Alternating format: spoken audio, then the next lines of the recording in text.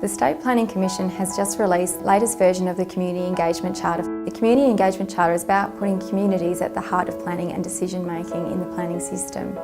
Community Engagement Charter is about moving away from some of the prescriptive methods of engagement that we use now and creating an innovative environment where the local authorities can think about the types of engagement practices that best suit the particular circumstances.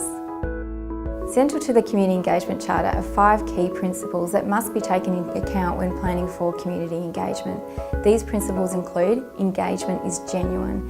It's really important for communities that they understand their role in the engagement process, understand what can and can't be changed and how they can look forward to being involved in a genuine way.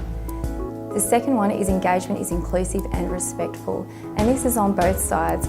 But both parties will be open to a range of views and listen to the information that is provided to them and think about how they can shape the future. Engagement is fit for purpose is number 3. Making sure that the engagement process is targeted to the activity that's being undertaken. If it's a very complex issue that has significant stakeholders involved, then we must ensure that those people are involved from the beginning. Engagement is informed and transparent. So making sure that the outcomes of the engagement process are really clear to communities. Communities understand the information that was considered, how their views were considered, and what the decision was at the end and why. Last of all, engagement is reviewed and improved. It's important that we learn from the journey of engagement in an ongoing way. So at the end of each process, an evaluation of how that process went and how we can take the learnings of that going forward will be really critical in making sure that we have a successful engagement process in the longer term. The Community Engagement Charter is very important in bringing communities into early thinking about how areas will grow and change over time. It's also important in how we write our planning rules that make it clear about what types of development activities should happen in what areas. Where the Community Engagement Charter doesn't apply is when people lodge individual development applications.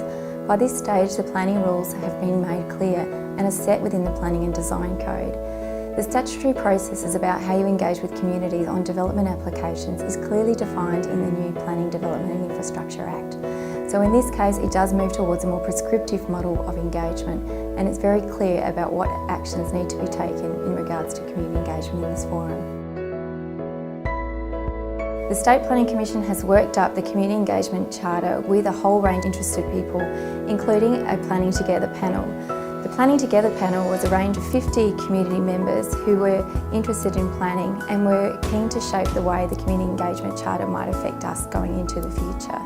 That panel worked with 70 stakeholders who also had an interest in the way the planning system works. Those people worked together over 2 weekends to come up with some key principles that would drive the way that community engagement would happen into the future. Over that weekend, the Planning Together panel learnt about the planning system and the stakeholders learnt about what the community's view were on how the planning system shaped them. So at the end of that process, the State Planning Commission looked at the feedback and released the first version of the Community Engagement Charter for public consultation.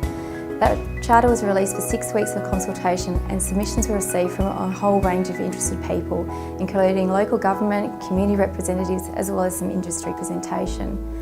At the end of that, the Commission looked at all the feedback and realised that there were some opportunities to enhance the Community Engagement Charter further. That work has now been undertaken and a new charter has been released for more formal statutory consultation now.